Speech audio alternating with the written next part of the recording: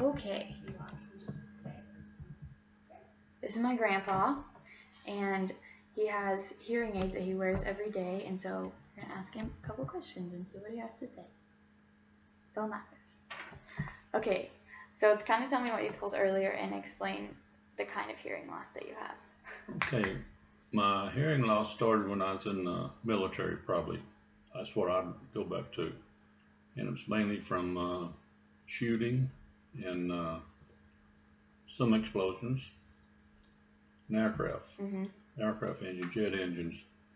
And I didn't protect my ears at all.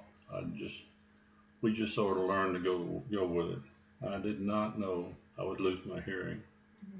It came on so gradually. I didn't know until I got to where I couldn't hear people telling me stuff, and then I went to have my ears checked, and like all the old folks, I found out I was hard of hearing. Of course. When did you actually figure out that you couldn't hear conversations? Probably 10 years ago, roughly. Not that long ago. My wife would tell me stuff, and I had selective hearing, like everybody else, and I would listen to her, and today if I don't wear them now, she'll still say something, and if I don't understand it, I'll put a word in there, and a lot of times we have a lot of good laughs because she'll say, "Where'd you get that?" And I said, "That's what you said." She said, "No, it's not." So that's what you make up words as what would fit what you're thinking you're hearing. So did you get hearing aids as soon as you realized that you couldn't hear conversations? Yeah, I got a single hearing aid, just one, and it was the old big type. It looks like a big module of stuff in your ear, and my hearing loss on my left ear is so much greater than the right, and so I only got one. And what was surprising is that they wouldn't give me a hearing aid for the one in my left ear. When I got my first hearing aid, it was for my right ear because they said it was straining so to try to pick up. The reason for that I don't know. It didn't work out good. It was too much trouble and harassment to try to do it. And so later on, I went and got a new pair.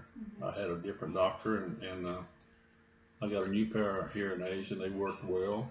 And then I got them wet, and we were overseas on a trip, and they kept running. And so I went back and got a new set. I got a set of Starskys, which is at the time where they were the Cadillac of all of them. They weren't too many hearing aids made back then. Very expensive, and I've had those for probably 6 years. So. But you didn't wear them. Huh? But you didn't wear them, right? Not at first, but I got to where I got used to. I got where I could wear them, and I found out I could understand more and get in conversation and so forth. And so I started wearing them, but they weren't very comfortable. They're bigger than what I'm wearing now, and they had to if they got wet or something like that, well, you always had to take them back and send them off, and it's like $500 to get them reconditioned, and so it gets pretty expensive that way.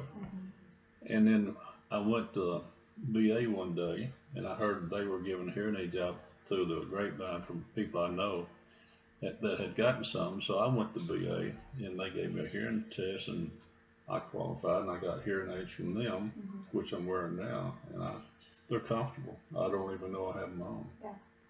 What kind are they now? These are Unitron that I'm wearing now, and I have a little control here that I can turn on, and then I can program it, or I can raise the voice up, the volume up, or I can lower the volume. Our music in church is real loud. We have an organ that lady, she can't hear, and so she plays it wide open, and so I just click this little button, turn it down to where it's comfortable. And when you can always tell the people that can't hear good because they play louder or they sing louder. So I adjust this all the time with that. But they're very comfortable now, and I had them for 2 years before I went back to VA. And I told them when I get into a conversation when we go out to eat. I can't understand no one because I can't hear anything. He said, we can fix that. I said, I'll program them. And I didn't know these could, I figured they were the cheap kind. I couldn't get them programmed. So he's got a program on here now. I can mash that, and it cuts them all off behind me. And it does probably 40% of the sound behind me, which I can control and talk to people. Yeah. Okay, talk a little bit about your assistive technology, your headphones and stuff. What have you decided that works out best for you? Okay, before I started wearing my hearing aids all the time, I went through these all the time. And they're called a headset. You have a control here that you can turn them on. You see the little light comes on. And they have a volume over here. And then they have a automatic tuning knob here at the button. So, and they're soft. And the way I do it, I just put these on like that. Then I can work my volume control here. And that way I can watch TV and understand what they're saying on TV. Before, I'm always straining. I had, like I showed you a while ago, I put TV sometimes on 16, 17, 18 letters of volume going up, and the pad is very sensitive hearing. She listens like 7 or 8, so she can't stay in there with me. But with these on, I can watch TV and her going in too. So and you now wear with those this, with your hearing aids? I can turn them down. With the Starskys, I can't do it, but with these Unitron from the VA, I can put this over them and turn it very low, and it makes it plainer. I guess the TV speakers are so small, they're not about this big. They're not as, the speaker's not as big as this on the TV. And so when you have a small speaker that has to strain to more or less to get it out, sound out. And so with this gives more volume output, in which you get a sharper tone. And I like to get up in the mornings, and I like to watch the traffic and the weather. So that makes it easier. I turn it on 9, and it seems like when you wake up in the morning, you can hear better. But as the day goes by, your hearing adjusts to the sound during the day. And that's, these are very comfortable. Now, I get up in the morning, I just put these on because they're so comfortable. Yeah. Do you just like keep them on your nightstand? Just pop them right in? When we go to bed at night, I always say, honey, you got anything you want to tell me before I take them out? And she'll tell me she loves me, and I take them out, and I just open the battery up, pull this little knob right here open, and that cuts them off. And I put it back, just click it back on, and very easily they fit right in there. The transmitters, they last. You hear the little bells? Yeah. I like the bells. But they last about a year, and then they replace them. Yeah. And while I was over there, they replaced the transmitters on, and just very comfortable. Cool. So I had all these years, I couldn't tell what my sweetheart was telling me. Now you can, now you got it. Okay, how has not being able to hear in certain situations affected maybe like hobbies, things you do outside, or going to eat, or music and stuff like that?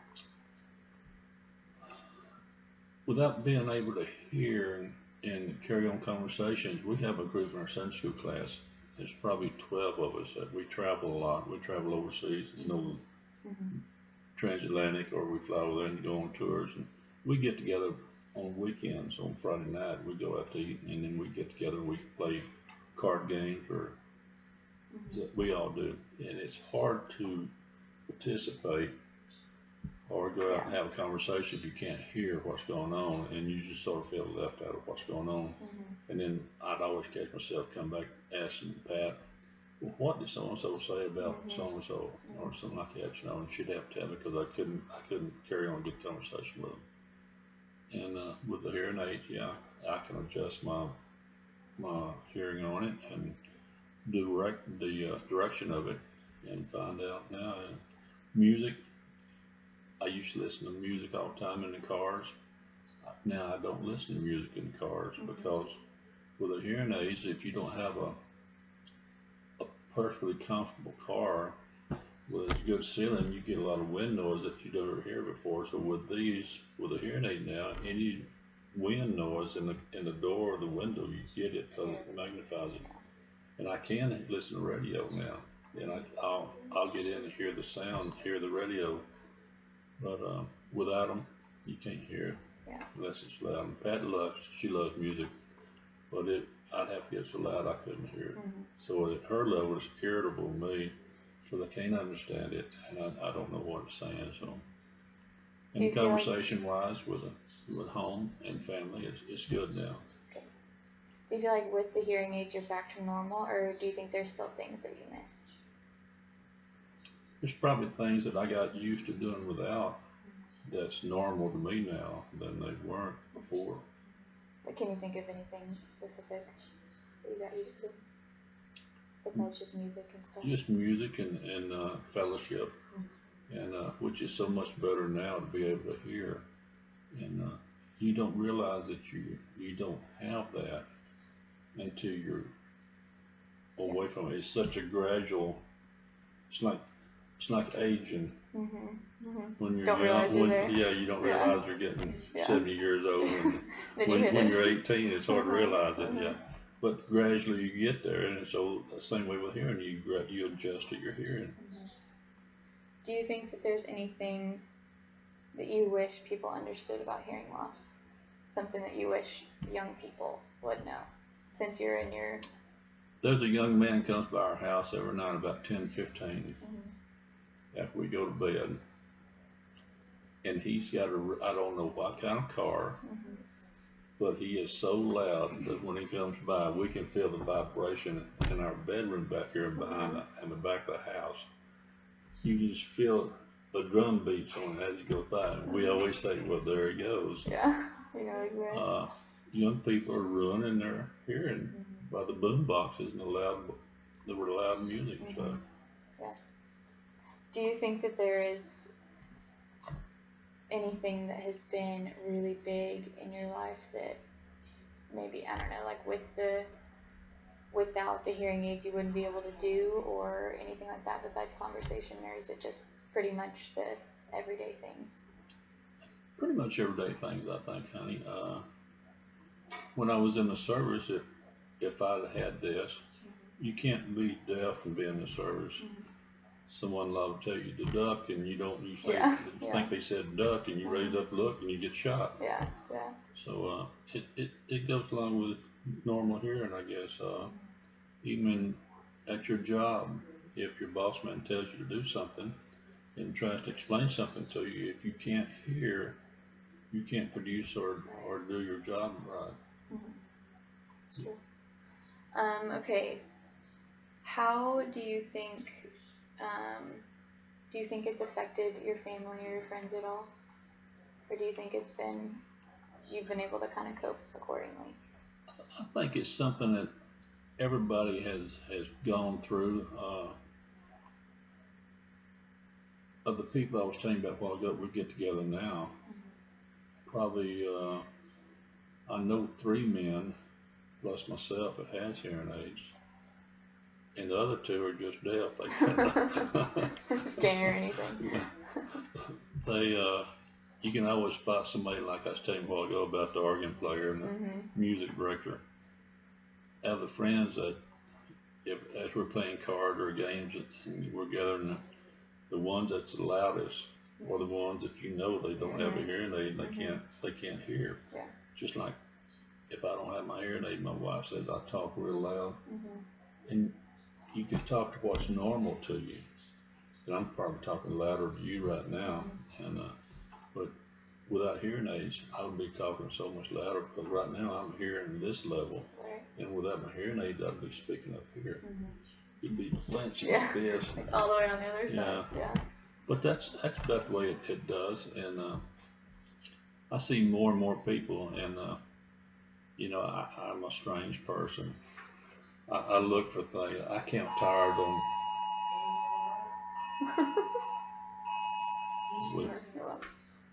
I count tires on the big truck rigs. The most I've ever counted is 54 tires. Oh my gosh. A lot of 40 count tires, and you gotta. So I count. I said at church. I look down through there, and I noticed he was wearing hearing aids and stuff. I should be paying attention to the preacher, but I'm not. Focus on the little things now that you pay attention to. I pulled my hearing aids out because the music director's too loud. Now I can't hear the preacher, so I look for hearing aids. What can you do? Okay, anything else you want to add? Do you wish people would know, or things that you can think about with your own? It's good to hear, and I think I wish everyone that can't hear good for whatever reason could afford hearing aids and could hear, because it's nice to have your granddaughter tell you you love her, and if you don't hear, I can't hear you tell me that you love me, and so I miss out on a lot of stuff that way. And with your wife, I mean, it's you just miss out on a lot of stuff if you can't hear. You make do with what you got, and you do that with life anyway, but it's hard to do it without being able to hear. Yeah, for sure. And I enjoy being around my granddaughters. For sure. Okay.